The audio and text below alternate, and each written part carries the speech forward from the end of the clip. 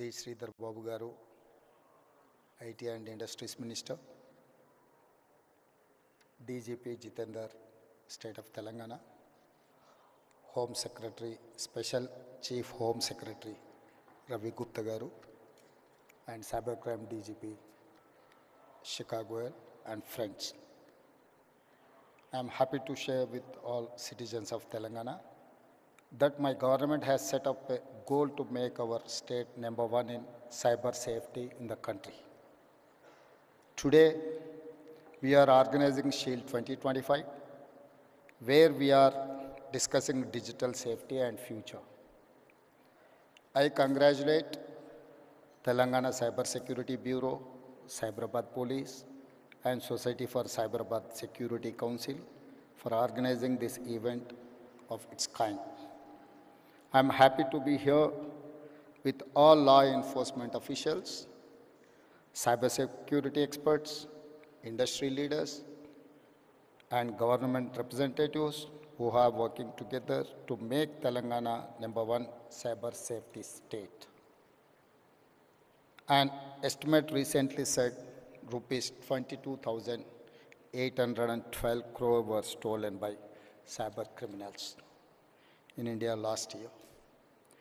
This is a threat to our economy and our citizens. Another major threat today is a fake news. Misinformation on social media can cause chaos in the society. My government is committed to working with experts, IT firms, and allocate all resources to build an ecosystem for cyber security solutions. We have to make Telangana a secure business hub. I request everyone to share this number 1930. It's a 24/7 cyber helpline. Once again, 1930. It's a 24/7 cyber helpline. Telangana is one of few states with a fully operational cyber security bureau and a dedicated cybercrime helpline to protect citizens. We launched 7 new specialized cybercrime police stations in last year. I congratulate the DGP and Director of Cyber Bureau for creating these facilities. I congratulate DG CSB team for organizing this event, which will enable collaboration between police, academia, and experts. Let us work together to make Telangana a cyber safe state. మిత్రులారా, ఈరోజు ఈ కార్యక్రమం అత్యంత కీలకమైన కార్యక్రమం. ప్రపంచంలో నేరాల రూపు విధానం చాలా వేగంగా మారుతుంది. ఈ వేగంగా మారే విధానంలో మన యొక్క పరిపాలన విధానాలను మార్చుకొని సమాజంలో వస్తున్న సవాళ్ళను ఎదుర్కోవడానికి అవసరమైన అన్ని ప్రణాళికలు మనం సిద్ధం చేసుకోవాలి. ఒకప్పుడు దేశంలో కానీ ప్రపంచంలో కానీ తీవ్రమైన నేరాలు, మర్డర్, రేప్ని మనం అత్యంత తీవ్రమైన నేరంగా చూసేది. అదేవిధంగా దోపిడీలు చేయాలి అంటే నేరగాళ్ళు మన ఇంటికి రావాలి, మన తలుపులో మన కిటికీలో బద్దలు కొట్టాలి, మన ఇంట్లోకి రావాలి, మన త్రిజోరీని పగలగొట్టి తీసుకెళ్ళాలి. కానీ ఈరోజు త్రిజోరీ ఆర్ ట్రెజరీ అనే పదానికే డెఫినేషన్ మారింది. ఈరోజు మన త్రిజోరీ, మన ట్రెజరీ మన కంప్యూటర్ లేకపోతే మన మొబైల్. మన ఇంటికి వచ్చి ఎత్తుకెళ్లాల్సిన పని లేదు. వాళ్ళు ఎక్కడున్నా కూడా they can enter in to your computer or otherwise your mobile. మీ త్రిజోరీలో, మీ ట్రెజరీలో ఉన్న ఎలాంటి ఖజానానైనా దొంగతనం చేయడానికి నవడేస్ సైబర్ క్రైమ్ అనేది ఈ నేరాల రూపు మారింది. ఈ నేరగాళ్లను పట్టుకోవడానికి అవసరమైన విధి విధానాలను రూపొందించుకోవాల్సిన అవసరం ఉన్నది.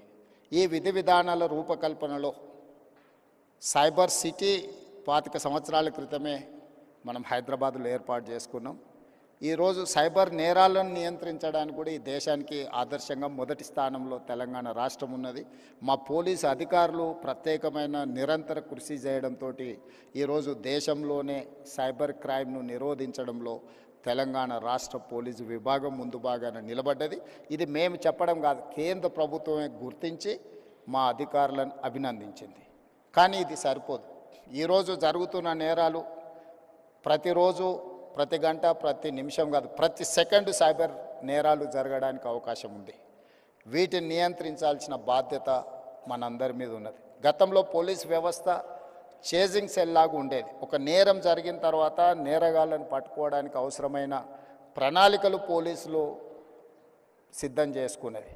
కానీ ఈరోజు నేరం జరిగిన తర్వాత పట్టుకోవడం అనేది సైబర్ క్రైమ్లో అంత ఆశామాసిగా లేదు.